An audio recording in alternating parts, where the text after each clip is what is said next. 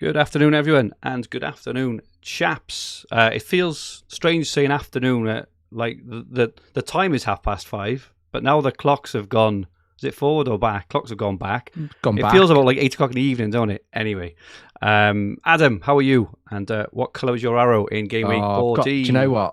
I've got a bit of a cold. Oh no! I think, yeah, I probably should have been on. I probably should have been yellow flagged. I think, but unlike Carland and some of the other boys, I've turned up. I'm playing through the pain barrier and all of that. Well done. Well done. So yeah, Well done. and talking of pain, let's talk about my game week. Oosh. Do you want to ask me what colour was my arrow? What colour was your arrow in game week 14? Yeah, it was a red, unfortunately.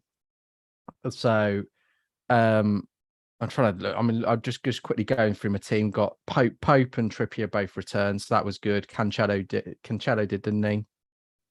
Salah captain, Martinelli and Saka both returning, and then I had Mitrovic, Zaha, Foden, Justin, and Nico Williams. So, yeah, total 56. It was a horrific. I mean, I just can't wait to get to game week 16, refresh my squad, because I think that's really hurt me. If you look at my bench, it's awful. Yeah, you needed to go. You needed everybody, didn't you, last week? I think, didn't you? Yeah, exactly. The pain of being a Villa fan getting sucked into Archer. See, that's it's a killer, isn't it? Wow, it was a non-playing spot. I think this Haaland injury has really ruined me a little bit. And Foden being benched is just like madness. Well, it's very strange, isn't it? I'm doing like a life coaching course. Oh wow! And so doing that on Saturday, it was like a Saturday morning thing, so it was 9 till 12, and we had a break at 10:30, and the practical session started at 10:45, and I just happened to be first up. I was thinking, if I can just get to 11, I'll get the team news. Speaking like really quickly. About Foden. Yeah, well, exactly. So I missed all of that. Oh, no way. You know what? Yeah, exactly. So that was but you know what? It is what it is, and hopefully he'll do okay this week. But let's talk to someone else, because let's talk to someone else who had a green arrow. You've both had better game weeks, so let's talk to someone who had a massive green arrow. Rich, how are you? And what colour was your arrow in game week 14? Hello, mate. I had a brilliant week actually last week. Mainly down to having owned Callum Wilson since game week 10. I think he was due a haul. Newcastle were going well. He'd been ticking over, a couple of returns, but nothing spectacular. And I think he was flying under the radar a bit for some people. But fantastic result. And it's propelled me into the top 20K, which is great for this time of the season. And, very, very happy with the overall position. And despite the dramas of the last 15 minutes, which we'll come on to in great depth together shortly, it was I got through it, and everything else went okay. I bought in Saka the previous week. Obviously was disappointed that he went off injured, but he seems to be all right, and as long as he gets through tonight's game, I think he should be all right to play at the weekend. So on the whole, really, really happy. Personal sort of milestone for me. I'm currently top of the Elite 64 mini league, which is something I've never managed to achieve before. So, absolutely made up at the moment. So hopefully I can hang on for a while. Well done. I scored 68, so I had a smallish green. I think 244 to 225, which is okay. I joined you in the chaos at 5 to 11, Rich, which we'll touch on next. But Pope, Trippier, Cancelo, Gehi, clean sheet, which was quite nice after his back-to-back blanks. And I played Lewis Dunk over Phil Foden because for those who are not crazy uber engaged, we'll touch on something in a minute, which happened at 5 to 11 last week, which gave me cause to think that that Haaland and Foden weren't going to start. So I made a couple of changes. I played Dunk ahead of Foden, which gained me an extra point, right? It was never going to be massive. But I put the captaincy on Salah, put the vice on Jesus. Obviously didn't make a difference in the end, that. But yeah, Martinelli, Salah captain, and Jesus. So I did that transfer last week. Did that move, to Jesus. Paid off. 9 points. 9 points. He got 9 points. So yeah, pretty good. Pretty happy with that. good evening to everyone in the chat. Christian Lundstrom is talking about getting rid of Salah for KDB this game week. I'm 1974 is there. It says violins at the ready. Anup is in 80 points. Wow, well done, Anup. Torben had 75. Music Pogo is in. Oberis, all the way from Washington, is in. Who else? James Thompson says Erlin or not to Erlin. That is the question. Summers, Gary Baker, Colin Buger, FPL Swanson, Colin Johnston. Dal came back down to earth after bragging last week. Only scored 55, so doubled rank. And welcome to everyone. FPL Gaz is in as well. Russell Glenn is in the Isle of Wight. Great to have you all with us. We didn't have any violin moments in this week, which I was very surprised at. I thought there would have been lots, but I think maybe because everyone thought there was going to be lots, no one actually posted. So we don't have any specific violin moments, but I am going to give everyone who was affected by the unavailable sign that came on to FPL at, I think it was about 3 minutes to 11. So I've got it on screen. I think I was fortunate. I think I made my changes before this, and the final change I was going to make was to put, I think it was to maybe move Foden ahead of just move my bench around or something like that. You know, nothing. So you got your transfer done, but couldn't do your exactly. Your pitch, it was something like that. But I know a lot of people got stung and tried to do transfers and did try to do transfers. I do think as well though, because a popular move that a lot of people were trying to do was Foden to Saka for a hit, which it's easy in hindsight, right? Saka got the assist, got injured, came off. Yeah, he got away with one if you. But I don't think that was a good transfer anyway, because Arsenal are away now twice, City are home now twice. Foden was absolutely on fire, so I think people got away with that a little bit. But yeah, I suppose that said though, Saka could have got a mega haul in that Forest game. He could have, agree. Yeah. That was such a blow, him going off, because he was he did. Yeah. I think he'd think that was, and particularly with Reece Nelson coming on and replacing him and then getting 2 goals and an assist. So yeah, it wasn't great. So I suppose the question here is one for me, and I know I say this every week, and I know I annoy a lot of people, but I love the chaos. I just find the meltdowns hilarious, like absolutely hilarious. I do personally. But I got some points to make here. Oof. Okay, Rich. Let's go to you first. No. You finish. You finish off what you're saying about loving the chaos. That's the only point, I suppose. I'll give you the counter argument. I think I can't wait to hear what Rich has got to say. Really, I think maybe over the last sort of couple of years, I've just come to the thing with FPL, in particular, right? Because FPL is probably not a game any of us are likely to win, right? But I've come to it that moments like this for me, I quite enjoy. I enjoy the chaos, and even I don't. Well, it didn't affect me. It affected me last year. Remember with the old. I tried to do a transfer last year and it didn't work out, and I lost a few points last year. And even then, I was laughing a bit. But I personally find it all quite funny because I do view this as a game, and I know others do as well. I know others probably take it a bit more seriously than me. But Rich, I'm very interested to hear your points and your argument.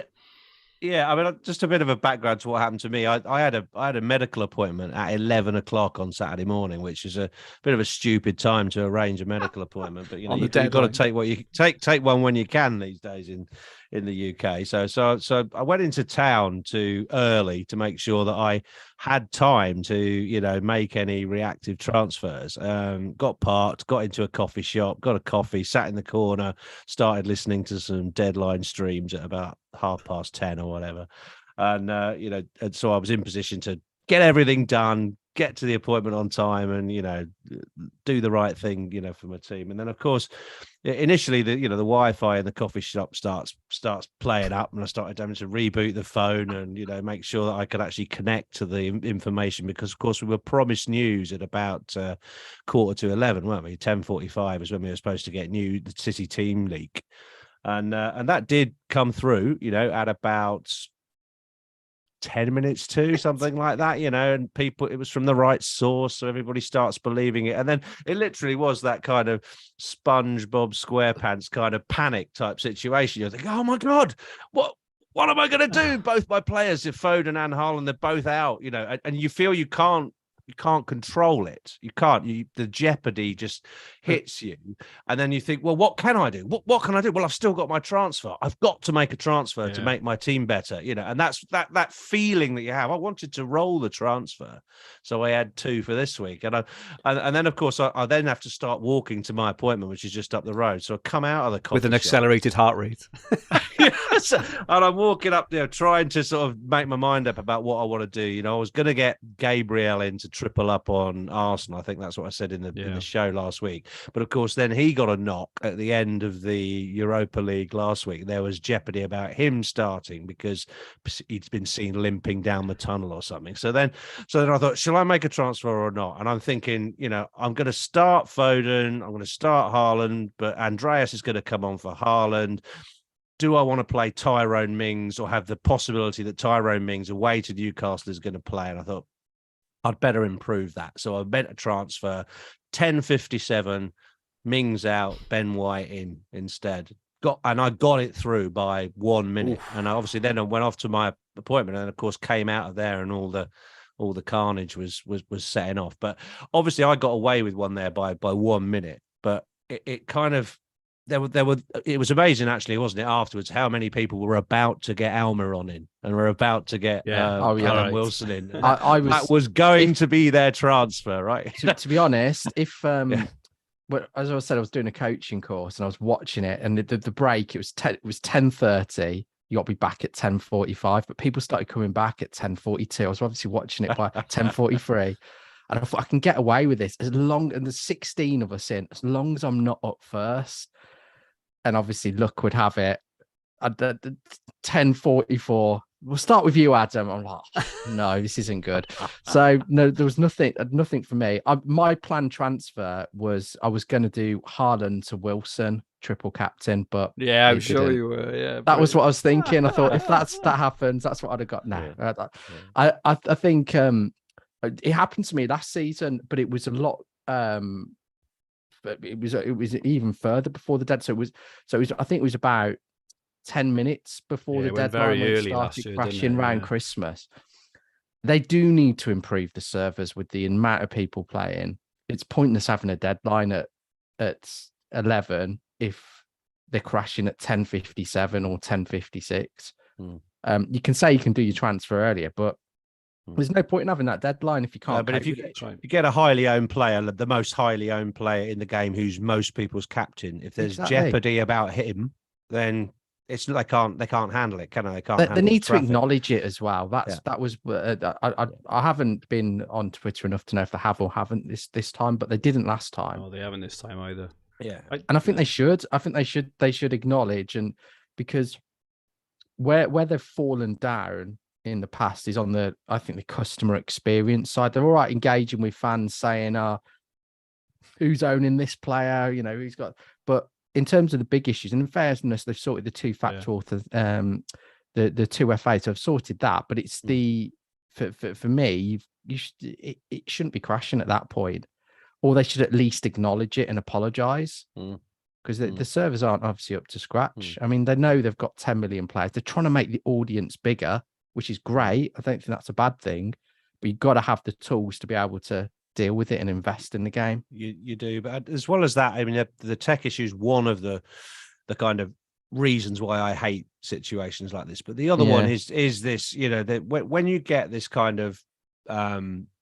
jeopardy, let's use the word jeopardy, thrown into it at the last few minutes. One, it's not fair to a lot of people who are in different locations around the world who don't get this information, or it's early in the morning for them or whatever, and they're asleep. I know we're playing in our own country, etc., but basically it's not fair. It's fair on everybody. I'm not sure what we can do about that geographically, but when you get situations like this where leaked team news that's coming out, to a limited audience just before the game, it takes away any sort of planning or skill into the, that's gone into your transfer thinking, your strategy, etc. And you get winners and losers. You get massive winners and losers each week, and I don't like it when it's like this. Okay, I was on the right side of it last week, but this weekend I might not be, and it's like it's just I just don't like it. And it's the same as when you cancel half the fixtures, or you reinstate 5 fixtures that weren't scheduled, at the last minute when we had the pandemic.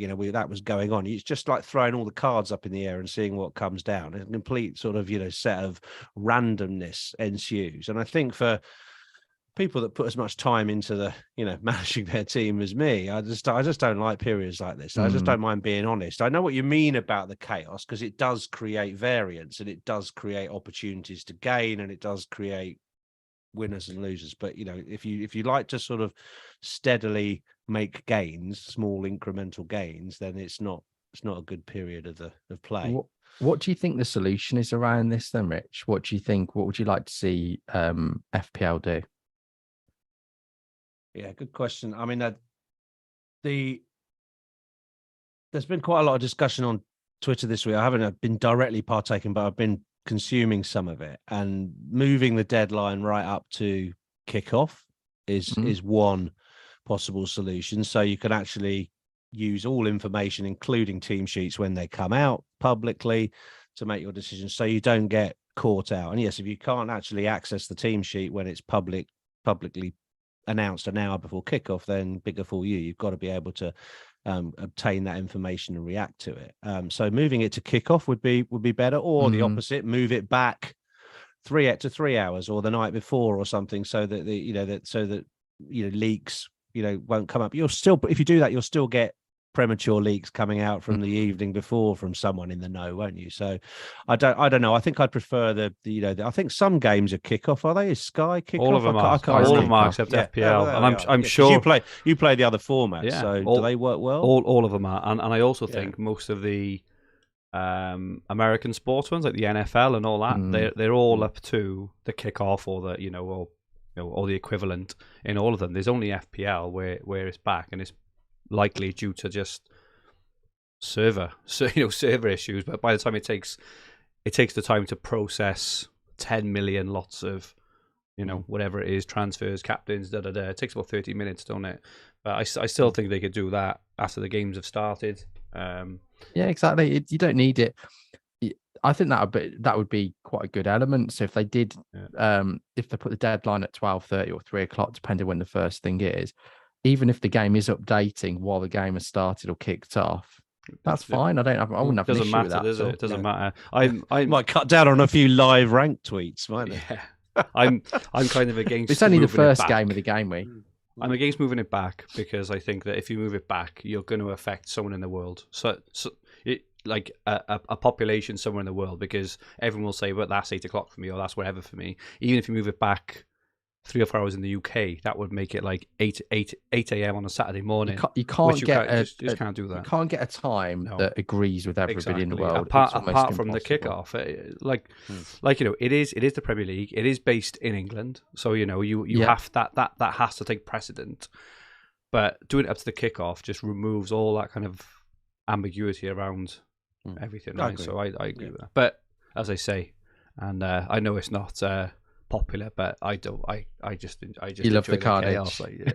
I laugh. I laugh to myself, and my wife said, "What are you laughing at?" I'm just like, "Oh no, never mind." I'm laughing. I'm laughing at Foden's been benched and Haaland's not started. I'm laughing at FPL Boona winding up like tens of thousands of people. I think that's class, by the way. Anyway, do you know what? I did see that. Was it Team and Ticks or Team News and Ticks? Yeah. So they were going to put it on Instagram, and then boom.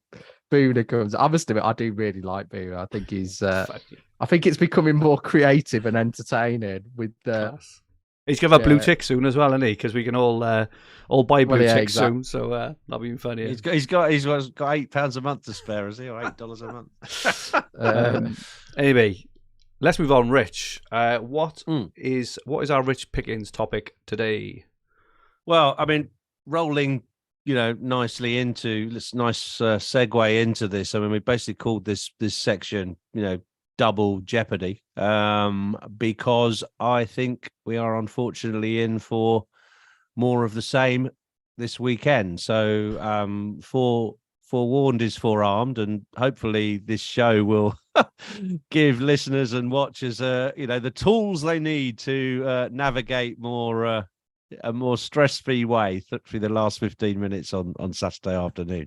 So that's the intention of the section. But I mean, you've got the fixtures on the screen, I think, at the moment. So why don't we take a look at those? I mean, they're dominated, really by the teams with a couple of home games, in particular Manchester City, which is the lineup and the points potential that we're talking about, and that dominated the thinking last weekend. And I think with Fulham at home, it will dominate the mind again this weekend. I mean, they're not the only team in town, of course they're not, but with Liverpool away at Spurs and Chelsea hosting Arsenal, you've got 4 of the top 6 there who are playing each other.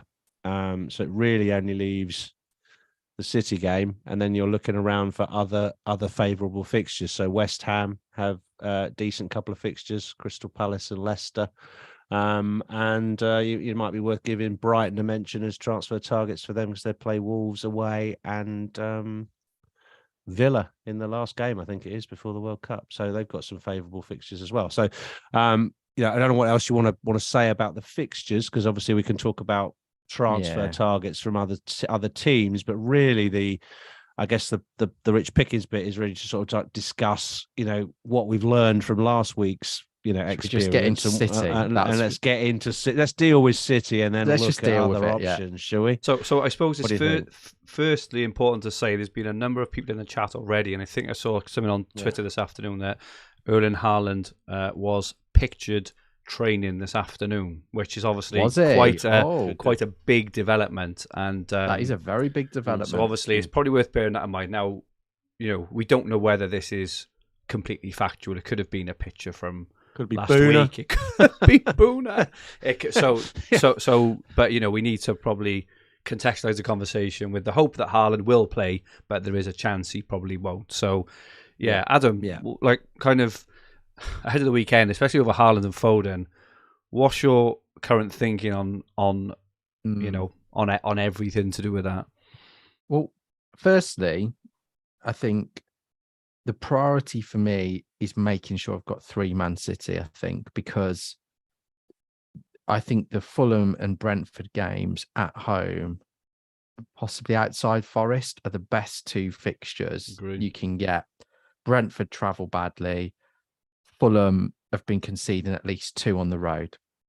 So I think they're great fixtures. City have scored 27 goals at home in 6 games. What's that per game?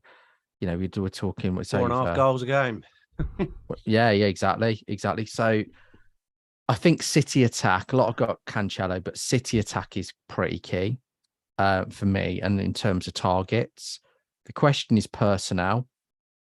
I think if I was wildcarding, very few people would be, I think the ideal 3 to have if Haaland is fit would be Cancelo, De Bruyne, and Haaland.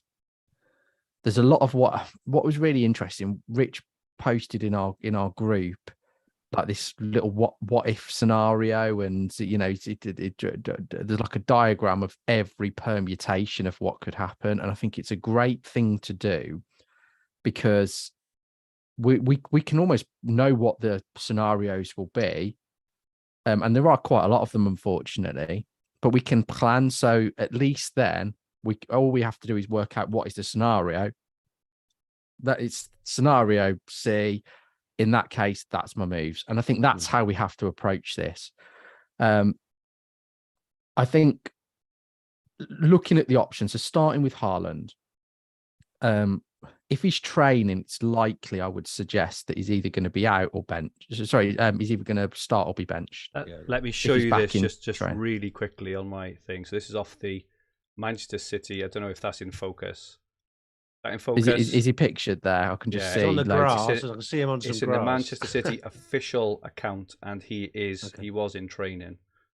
Is he by himself or No, surrounded by he's surrounded teammates? by Grealish, Bernardo Silva, and That's and even better Akanji. because if he's by himself, it could be that he's just back on grass or he's he's not quite training with the team. So I think that's encouraging that he's. I don't think so. So if he's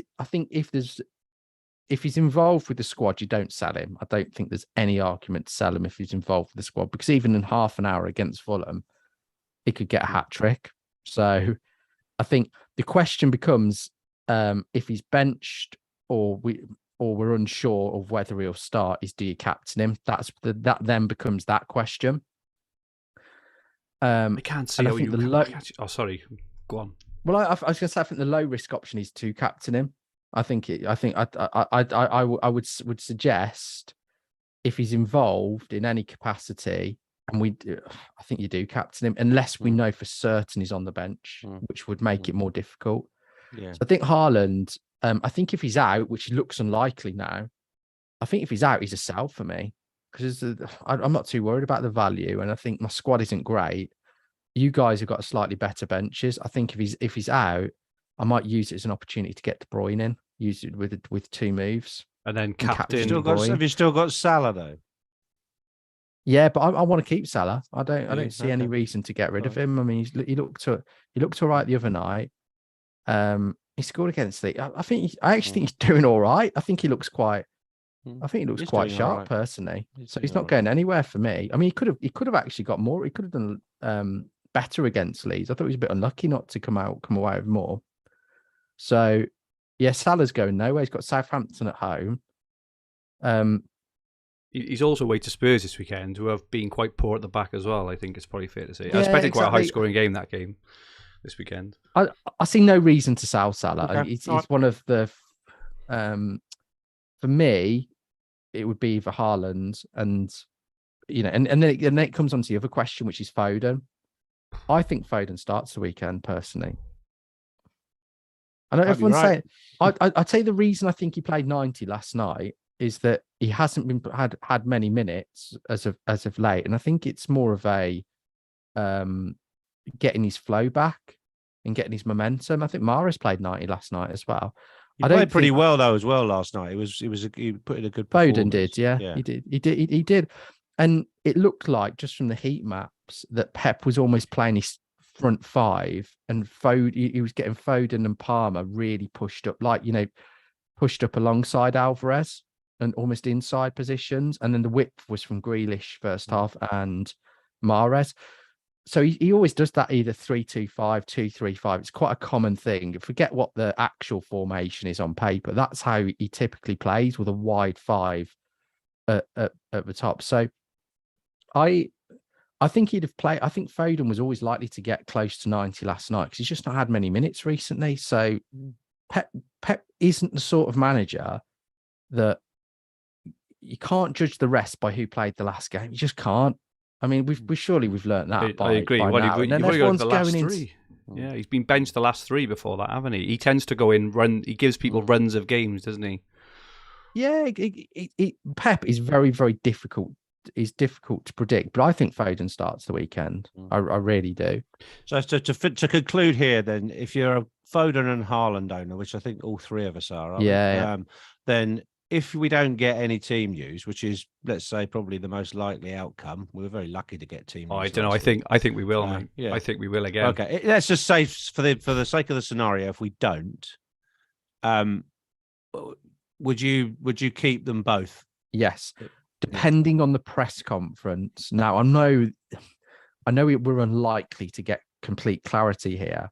If Pep says Haaland is ruled out, he is not playing, he's unlikely to be involved, and we get some leaks or there's some information to support that, which usually will be from journalists, that raises a bigger question for me, and I would consider selling him. If we know both aren't involved, I think there's an opportunity to bring in De Bruyne and Alvarez for both of them, because this game in particular, I agree with that. There's no certainty that either, if they're not involved this weekend, there's no certainty they'll be involved the following week. And I think even if you reverse it the following week, I think it's worth 2 -4s because of the amount of goals they could score in both games, and your captaincy option. I agree on the -4. I'm not sure about Alvarez, but I agree on the -4. We could go Wilson, but Yeah. if you haven't got Wilson, but that's, I mean, he looked good actually last night, Alvarez, I thought. But I think that's how I would play it. Is that if they're involved, or we've got no reason to believe they're not involved, so there's no leaks, I think you keep them. If neither is starting and Haaland is ruled out, I think there's an argument to sell both. That's the tough thing for me is the captaincy.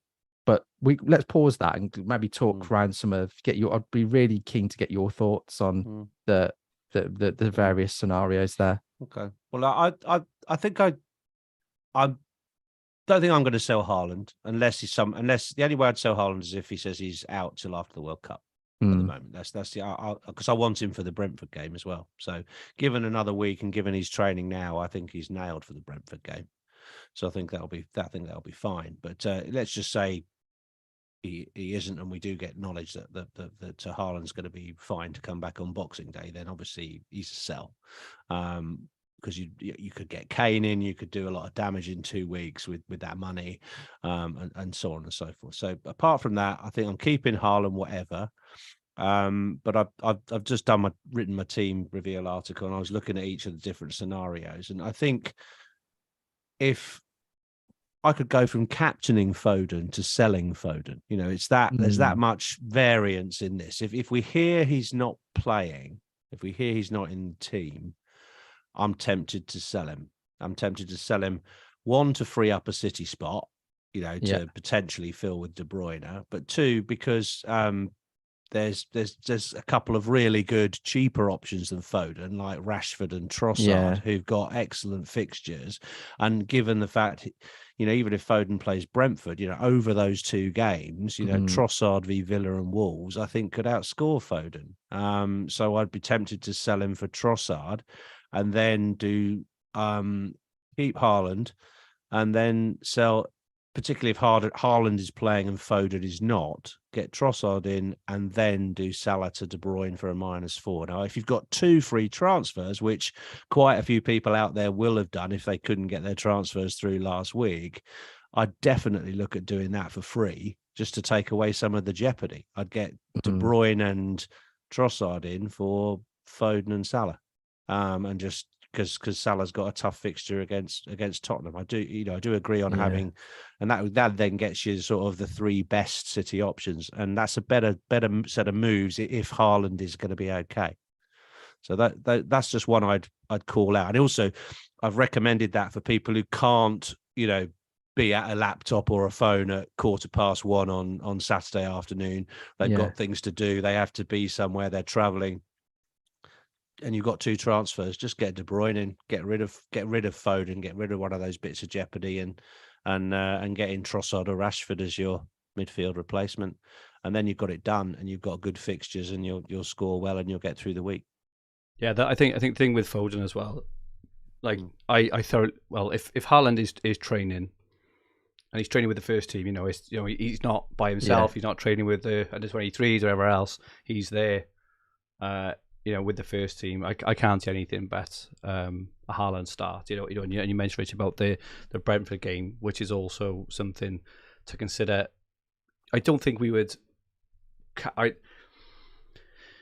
I don't think we're going to get the confirmation, or maybe we do, kind of either way at 5-2 on Saturday, whether Foden starts or not. But Foden, if we don't get any confirmation either way, is an incredibly risky pick, even if we know Haaland is out for captaincy. Yeah. And so I think taking Foden out is a lot more palatable than obviously Haaland, for obvious reasons. Haaland is breaking records left, right, and centre, but also the captaincy is massive. So yeah, I tend to agree that Foden out.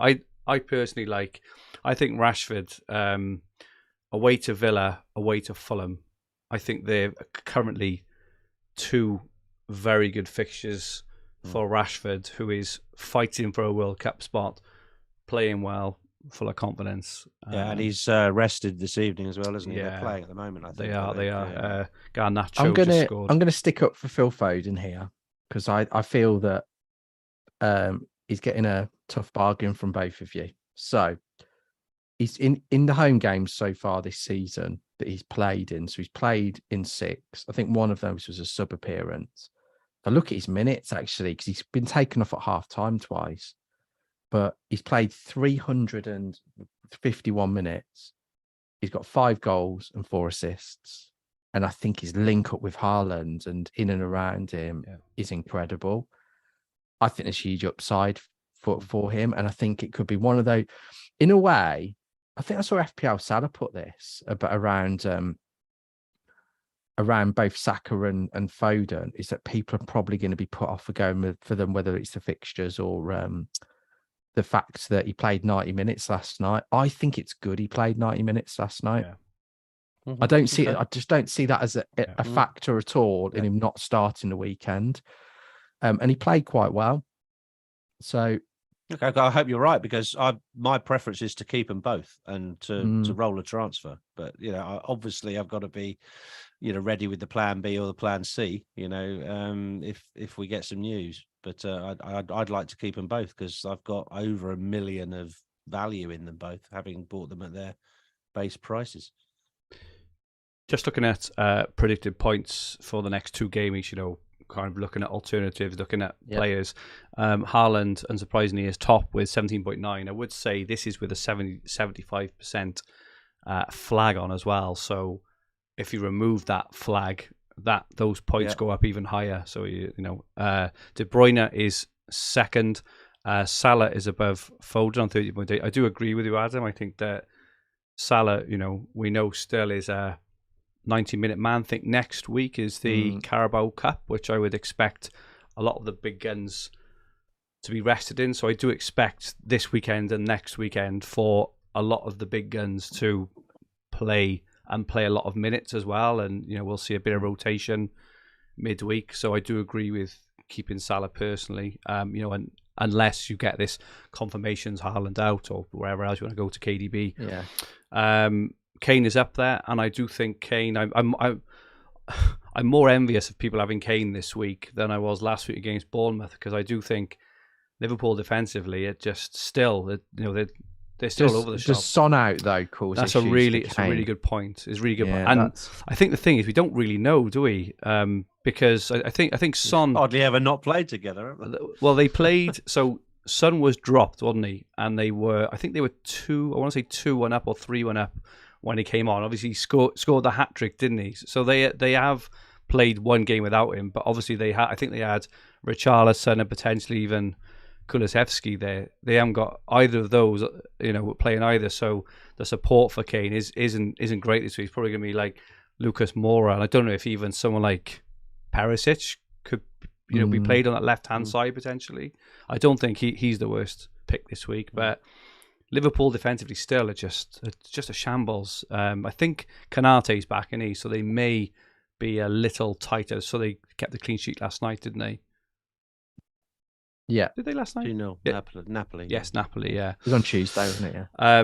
Cancelo was up there. I still think Bernardo Silva, this was mentioned in the chat earlier, but Bernardo Silva just keeps, he keeps returning, and even a Foden to Bernardo, I don't think is a bad move either. 6.9 million, keeps returning every game. Yeah, if you get the lineup, you can do that. This is it. Can't you, with some degree of, particularly if you haven't got like 500,000 in Foden, that you got think, I'm going to want him back. If it's only 0.1, 0.2, then that's an easy move you can make. But Cancelo, I think, is a really good shout for a vice captain spot this week, because he's only come on for 5 minutes last night. He's fresh. He's been given a rest. He's bound to play even if we don't get any team news. So he's a safer vice captain spot if you want a vice captain and City player. Obviously, Foden vice captaining Haaland's probably the riskiest combination. I wouldn't be surprised if Fulham score though. That's why I wouldn't captain. Yeah, I'm going to play Mitrovic. It's the kind of game, isn't it, with Mitrovic, where you just expect him just a header off a corner or something that. It happens so often to Man City, don't it? I'm playing Mitro. I mean, he's had 10 shots in the last game, didn't he? So he'll do something. Calvert-Lewin is also at 10.5. Trent, Wilson, Bowen. I do like, for those who've held on to Bowen, I get the feeling you could be rewarded in these next two. Home to Palace. Palace haven't looked great defensively. I know they kept a clean sheet last week, but I think I saw Che Adams' XG last week was over 1. He should have scored last week, and Palace hadn't kept a clean sheet for a while either. So I do think that, and they've got, I think it's Leicester. I want to say Leicester at home next week as well. So I do think if you hold on to Bowen, I would hold on to Bowen. I think there's better options at West Ham. I think both Ben Rama and Skamaka are better options than Bowen. He's underwhelmed. Bowen has for me. Skamaka's minutes. You owned him for a while, didn't you? Yeah, I had Bowen for a while, and he just hasn't been doing it. He's definitely not worth the money. I think that there's cheaper and better options out there, and West Ham from an attacking point of view aren't great. I think Skamaka is quite shot heavy as well, as is Ben Rama actually. So I just think for me, I'm glad I sold Bowen in a way, and I'm glad because I'd prefer Saka away at Chelsea than Bowen at home at Palace. Yeah, that Arsenal away to Chelsea is not a scary proposition that it was. It has been in previous years, is it? Because of Chelsea defensively, Kepa he's been absolutely sensational. I know he's injured now, isn't he? But he's kept them in games and kept them clean sheets. Zaha is still up there. I've still got Zaha. They got this week. They got Forest next week. Maybe a hold Zaha to Rashford. I was looking at. They're Palace is away again. They're another one of these teams that just doesn't travel just well. Dire, they don't do they? anything away. Sure. If Adam looks at some stats, their expected stats are, and including they're terrible Zaha's away. They're terrible bad. away. I'm tempted Zaha's to a sell. Zaha. Son is in there, but obviously his will go to 0 once he gets confirmed out in FPL. Ings is in there. Akanji, Edison, Firmino and Trossard. That makes up the top 20 for total predicted points. Is there anyone else? Rich, have you got your eye on? Yeah, I'm quite disappointed with Trossard. Trossard's the guy that I've been sort of fancying, really. I mean, I didn't get him last time around, and obviously people were burnt that week when he was expected to produce and didn't against Forest, but he was, if you remember that game, he hit the bar twice and, was very unlucky not to score in the first half. So quite surprised at only 8.8, but I mean, he was certainly one of the ones that I would have my eye on, certainly next week when they play Villa, because we don't know what Villa we're going to get, do we, with Unai? But maybe we'll know more after this weekend. So yeah. No, I think you've got most of them covered. Most of the options are right there, Fergie. Can't think of anybody immediately. You got anybody that you'd call out, Adam? Of players, it's a few that I'm interested in. I think Maddison's always good value, and he's got West Ham and Everton, but I don't think the fixtures necessarily matter for him. So I think he's an option that hasn't been shouted. I think if you're looking defensively, I think there's a couple actually. They're maybe not as exciting, but I think Serge Aurier and everyone look at Nottingham Forest defender. What's he on about? They play Crystal Palace, who I think have got the worst XG away, which Rich you were highlighting a minute ago, and Brentford without Tony, and he's actually played quite well. So I think he is an option. I think they've got the best two fixtures of all teams. You could also look at the forward. Is it Awoniyi or I'm rubbish at pronunciation, but he's got 3 goals at home this season. He's looked very good at home in particular.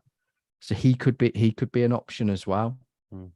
There's one I've thought of, who I mentioned in my article, which was if you want to get a defender in, Cresswell of West Ham. He's possibly he's on my possibilities for transfers. The only thing that I would say is I fancy Leicester to score. I think Palace might as well. I've just got a feeling that I think if I bring Cresswell in or ditch that, then I think I could see them nicking a scruffy goal from somewhere. But I think you're right. Interesting with Cresswell, since game week 8, I think he's created 3 big chances, which is second out of all defenders. So his set piece delivery is quite good. He's good for bonus. I think he's a good shout. He's very good for bonus. He hoovers it up, and there is this question of penalties now with Bowen losing them. It might be Ben Rama will he be? I think on it's the field? Ben Rama, isn't it? Yeah. I think Cresswell had the ball, but I don't know. There's a bit of a thing at the moment where Ashley Young did it when Danny Ings had the penalty, where like a senior pro or somebody would take the ball for a period of time just so that they get all the stick and all the thing, and then they pass the ball over at the last minute. Okay.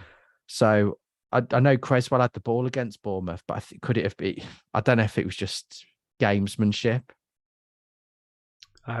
So another defender I'd add in, I think, is Dallo, who I think has got yes, I like two Dallo. very good defensive fixtures and has been incredibly attacking as well. I think that is good shout. Scored last week.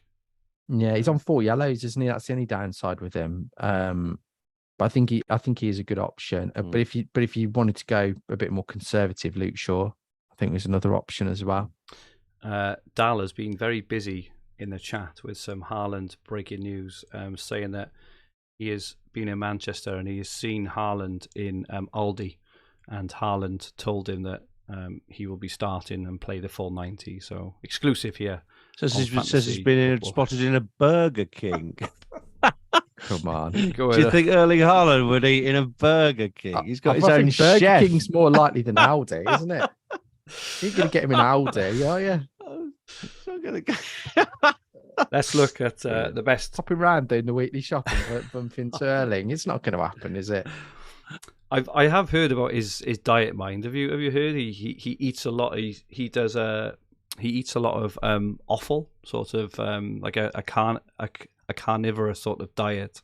Lots of like liver and heart and all that jazz, which is interesting. So maybe in Aldi, maybe in the freezer section. I don't know. I reckon Burger King's more likely. Yeah, probably maybe in Burger King. He hangs around out the back of Burger King. God almighty.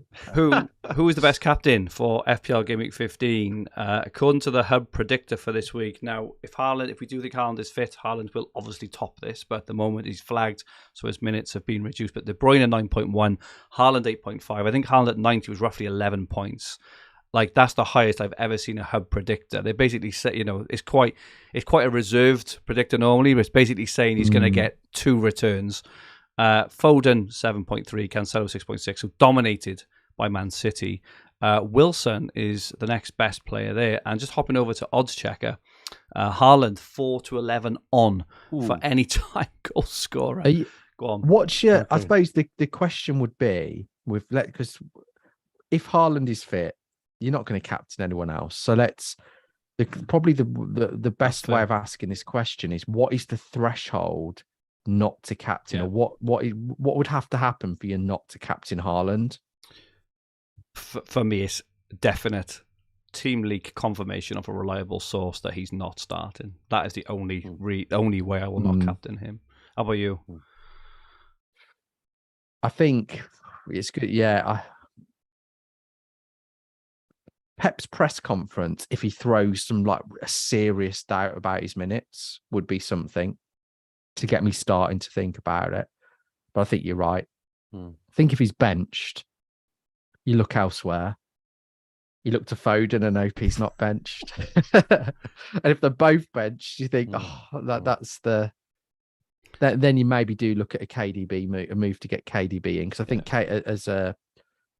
I think the going KDB over Salah for a captaincy, it's worth a -4.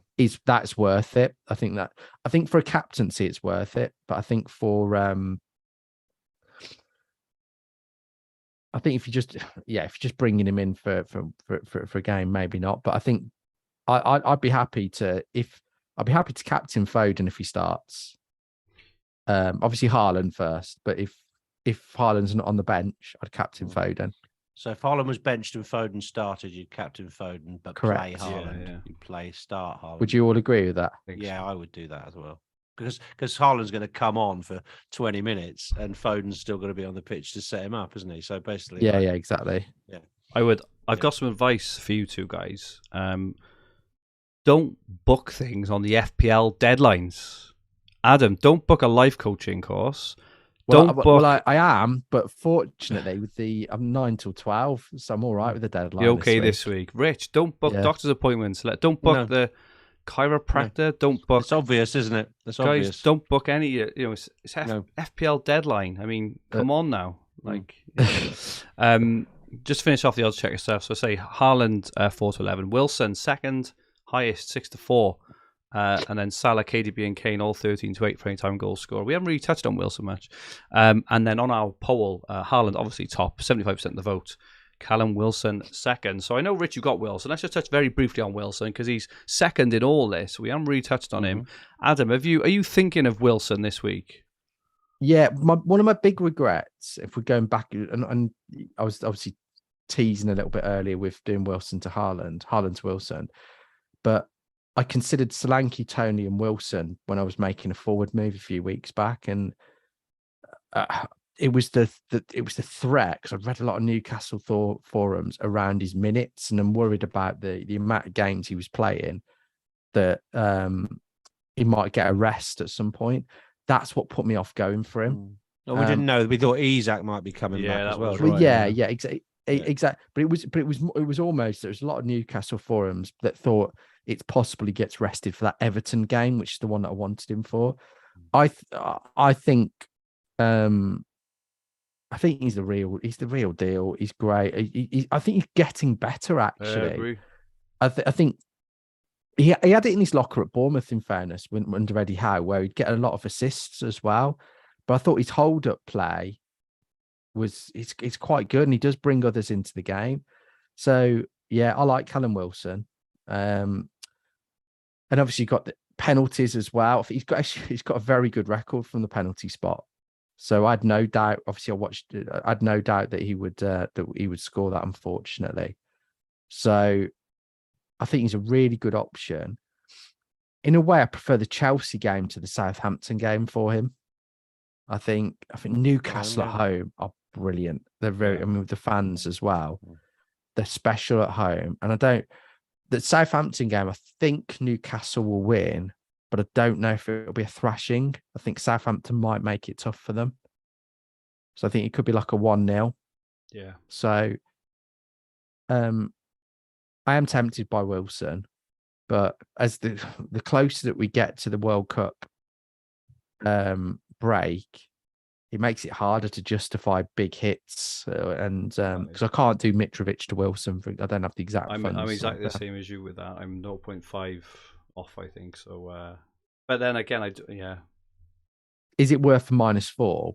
It is. You know, if you, I don't know, say we know Foden's out, just as an example, and we're making a switch anyway. Maybe then it may well, no, I suppose you've got your 3 City. I was going to say some people might not have 3 City. I could go Salah to KDB, and that might give them the extra change they need to do the Wilson upgrade off Mitrovic. So it can be done in some combinations for people, but it all depends on what you got in the bank. What I'm considering, and it's a big if, Foden and Haaland are okay, is Zaha and Mitrovic to Wilson and either Trossard or Rashford. Yeah, I like that. Less. Yeah, I just like both of those players more. I think Mitrovic. I mean, Mitrovic on 4 yellows. And United and City defensively are arguably the 2 best defenses. And what Fulham struggled with, particularly against Leicester, was Mitrovic had 10 shots, but none of them were great chances. And I think that's sort of happened the last couple of games. Have been, so I think he's a good option, but I don't necessarily think you don't necessarily need him for these 2 matches. No, and he's not a cert to be carried through the World Cup, is he? To come out the other side, you know. So he's definitely on the departure lounge list, isn't he? And I think Wilson and I'm undecided between Trossard and Rashford. It'd probably be Trossard because Rashford plays Villa this week, and I don't really want to be going to Villa Park owning an opposition player. But actually, then Trossard plays Villa the week after, so that doesn't help either. But I think there is the potential for the 2 moves for them to outscore by more than 4 points. Mm-hmm. What about Almiron as an alternative in midfield? I like Almiron, and I think since game week 8, where a lot of us wildcard, he's a top point scorer in FPL. He's been exceptional. He really has. And I looked at his stats early because he's overperformed his XG quite a bit. And I was wondering, well, how many worldies has he scored, etc. But he scored, I think, out of the 7 goals he scored, there's only really 2. I think there's 2 with like which are about 0.03 x 0.03 xg. The others are, fairly high xg goals. So I think he's a really good option. I think how I'm set up though, I don't really need to go much more on the forward. I think it would either be Wilson or Skamaka if I was bringing in a forward. I like Alvarez as well, but if I'd have to ditch Haaland for that. So I don't really want to go any higher than that. So I don't need. I think Almiron's a good option, but then if I'm going for Wilson, I can only go for one of them because I've got the Pope Trippier double up, and I think I'd probably go Wilson. But because it suits my team structure, I think after the World Cup, I could go Almiron. We'll look at your team, Adam, now, just quickly, because we've been talking about both of them. Fergie is a punt for Gameweek 15.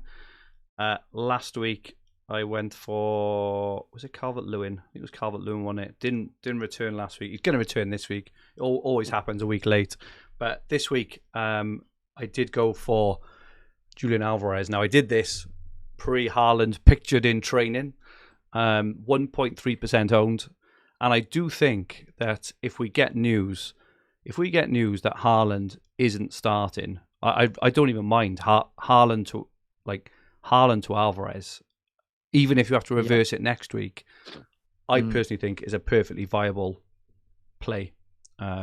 If we obviously get news that Haaland isn't playing, and even better if we get news Alvarez is, but I think that it is a really sound move this week. But obviously we're all hoping that Haaland is going to play. Apart from the 0.6 that you'll have to fine to get him back again. I'm all right with that. Are you only losing? No, you're only losing 0.3, is it, or something? Well, he loses 0.3. Yeah, he's down to 12-1 now, isn't he? I don't really mind that. I don't think it's worth that move if he's on the bench, because it could just be that becomes That's 60 fair. versus 30 minutes. That's fair. I think if there's a serious doubt around him, then and he's maybe even touch and go for the following week, I think it is worth it. I think it's worth a go. We just got your team now on screen, Adam. You did mention actually about your thoughts. Do you just want to summarize your thoughts ahead of the game week? Yeah, so I think I'm all right on my defense. I think so. I've got I'm starting Pope and Trippier away at Southampton. Happy with that. Cancelo at home to Fulham, and I've got Justin away to Everton. Leicester have been okay recently. I think they did quite well against City. They've limited City's XG to a worldie from De Bruyne, so I think they've really turned it around.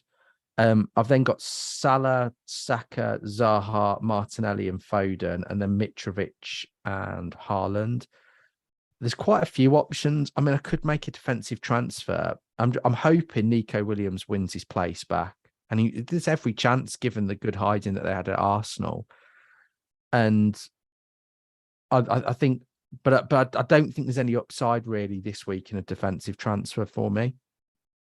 Where I can see the upside is possibly Mitrovic out, possibly Zaha out, or doing some moves around the Man City players to get the best captain. So so much is dependent on the Man City news, really. And I'd be happy with the press conference if Pep says, Haaland's okay, he's been training. If we get, a good indication that we think both Foden and Haaland are starting, then I'm not sure what I'm going to do. I might do Mitrovic to Skamaka, maybe. It's just his minutes, Skamaka. I know he was booked last week. Yeah, I'm not that, last to be honest. I'm not massively. Before.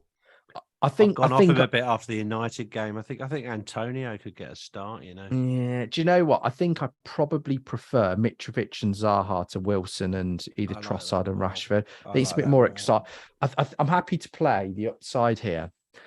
So that could be an option for a -4. I know it's a -4, but I don't fancy Zaha doing great. And I don't fancy Mitrovic doing great in those 2 matches. So I could do that. The alternative is, if we know Foden's out, is to do Foden and, like you said, Salah to De Bruyne and Rashford or whoever. So, because then I'd captain De Bruyne. Yeah. Rich, flying high. Good team already in play. Wilson already in play. Do you want to talk us through your thoughts this week? Yeah, I'm pleased with the team apart from the jeopardy situation which we've discussed to death in the last hour. So that's really going to concentrate all my thoughts. I will be, sitting patiently waiting for team news up and covering all scenarios right up till the deadline. So if we get no news, I will probably leave it as it is. I think is pretty much the scenario. I'm glad Saka appears to be fit. Obviously, he's got to get through this evening, and as has Martinelli and Ben White, because otherwise my bench is going to be pretty ragged. But assuming there's no more injuries, I've got Pope in goal. I'll play Dunk away to Wolves. Yeah, that's a good fixture. I think he gets a good fixture for Brighton. Cancelo, Trippier, and then Salah, Martinelli, Foden, and Saka. Pretty strong midfield if they all turn up. And Haaland, Mitrovic, and Wilson. Quite happy to play Mitrovic at City. I think he could get something.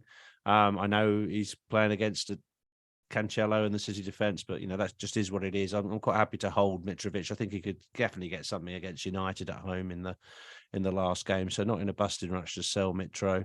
I think if I do make a transfer, the most likely transfer I will make will be if I'm forced to bring in KDB, in which case I'll captain him, and I'm not afraid to take a -4 by selling Salah and Foden for KDB and Trossard is the combination that I fancy there, though Rashford could easily be Trossard if you prefer that. So that's probably what I'll do, but again, it's subject to those permutations and combinations that we may get with the City team sheet.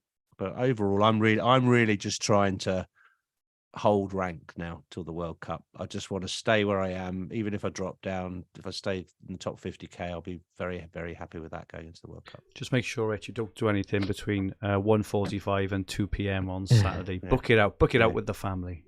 Yeah. My team, I've got Pope in goal, Cancelo, Trippier, and Dunk. In the graphic, I am playing Gehi, but I will probably take him out and start Mitrovic.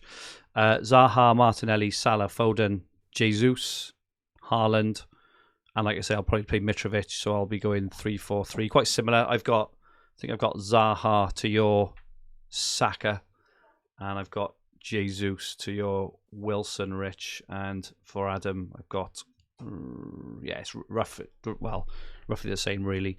In terms of thoughts for the team, like I was toying with maybe Zaha to Rashford. Does seem a bit sideways. I think it does actually. No, when you say it out loud, it does. I think it's a bit sideways. And Zaha, just thinking about this after I said it. Zaha is the sort of player because fixtures aren't terrible. No, away to West Ham, away to Forest, they're all right. He's quite an unpredictable player, isn't he? And he's the sort of player that will probably score in both if you sell him. So I was thinking about that, but I think other than that, I'm quite happy. I've got Jesus. I could do Jesus to Wilson, but I agree with what we kind of said earlier about the Chelsea defense. That one is more tempting. Zaha, that's got a sideways move, personally. Yeah, agree. Zaha to Almiron is something else I could do, but again, it seems pretty sideways. I can't see any massive. What about Zaha to Trossard, Mitrovic to Wilson? See, that's what I'd do for the last. And look at that four paying back across the last 2 weeks. Yeah, that they could be really good shouts. Yeah, they could be, because if I'm an hour about selling Mitrovic anyway, and he's on the 4 yellows, get Wilson in and Trossard in could be quite good. I could do that for -4 actually, Rich. Do you prefer Trossard? Do you both prefer Trossard to Rashford? I think I prefer I do. I think I prefer Rashford. I really like the fixtures. Away to Villa, away to Fulham. Villa, I think Villa though. But they're both away. That's we've been each week we've been looking at how well the home teams have been doing in general, and that is carrying on. That's fair. That is carrying on. If you look at how Brighton were against Chelsea, and how up and down, all due respect, and how up and down Villa are at the moment. Oh yeah, that well could be exactly. that could be a caning at the Amex. So yeah, I think Trossard. Well, Trossard, if he carries on playing as a striker, if Welbeck's still out, then Trossard is pretty hot property. I think you've got to time it right with him, haven't you?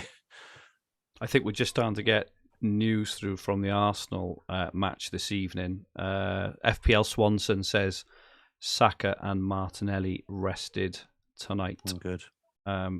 Which is obviously good for you guys. Oh, here we are. We may as well just touch on this because it could affect it on the weekend. West Ham have just confirmed their team, and they are basically resting all their key players. West Ham putting out a second string 11, so it doesn't give us any clues around Scamacca or Antonio. They're not even on the bench. No, they're not even on the bench. Okay. Antonio, Scamacca, Bowen, all benched. I was going to quick see if I can see the Arsenal team. I can't, but I think it's. I think it'd be out soon. Arsenal team. But apparently, Saka. United are playing a strong team, I think, aren't they? Rashford's not playing. I know that they're 1-0 up at half time as we speak. This is all obviously really good content for those who are going to be watching this back tomorrow. But anyway, yeah, good thoughts there, gents. Thanks. Thank you for that. Competition time for our YouTube watchers. We did have a winner last week. Kieran Hoare said that Callum Wilson was going to be the top scorer in game week 14. So well done, Kieran. You have won a Fantasy Football Hub mug, which Rich got over his shoulder. I've also got one actually today. I was having a coffee earlier. Mine's, do you know, I've had that about 18 months now, and it's still in really good nick. Look at that magic. You haven't put it in the dishwasher, have you? I have. Yep. So I think Laporte's always good for a goal if he starts. That'll be the big question. Okay, Rich, who are you going for this week? I'm going to go for my vice captain, João Cancelo. Good shout. I'm going to go for. Apparently, Pep said earlier he brought Grealish off early because they've got a big game at the weekend. He was playing really well. This is what Pep said. So I'm going to have a stab for a Grealish goal. I think that game against Fulham is just prime for points. So I'm going to go for Grealish this week. Just a bit of a punt for this week. Like I say, if you do want to win the mug, make sure you like, subscribe, and leave it in the comments. And that is it from us for this week. Thank you so much to everyone who joined in the chat. Those who are going to watch it back and those listening on the podcast version, your support is very, very much appreciated. Just a reminder, our new My Team feature is now live to use yourself to pick, plan, and optimize your FPL team. Our new community feature is also now live. So if you want to go and chat FPL with like-minded people, go to fantasyfootballhub/community, say hello and join in the chat there. There is still 30% off Fantasy Football Hub membership too. Adam, thank you so much for joining me. Where can people get hold of you? You can find me on Twitter at Hopta Stats. And Rich, thank you so much too. Where can people get hold of you? At Rich Clarke FPL on Twitter as well. And don't forget, Rich reveals his team exclusively for Fantasy Football Hub members every Friday or Saturday, depending on the deadline. Pre-deadline, if you want to follow one of the best ever FPL managers. My Twitter handle is at FFH_Fergie. Drop me a follow if you don't already. And this podcast and video will be in the Fantasy Football Hub YouTube channel with the podcast versions available on all major podcast platforms. Dal has just popped in the chat again. Just say Dal has been spotted in the Haaland has been spotted in the laundrette, and he said he's going to play on the weekend. If you like what you watch, please press the like button. Remember to subscribe to the channel in the bottom right-hand corner of the screen. If you enjoyed your listen, please rate the podcast and leave a comment. We'll be back at the usual time of 5:30 next Thursday for our final pre-World Cup episodes, previewing Game Week 16. We won't be doing a pod, guys, for about a month or 5 weeks, will we? The next one will be Christmas jumper time as we come back for unlimited transfers. We hope you have a great Game Week 15. Enjoy your weekend, and may all your arrows be green. Goodbye for now.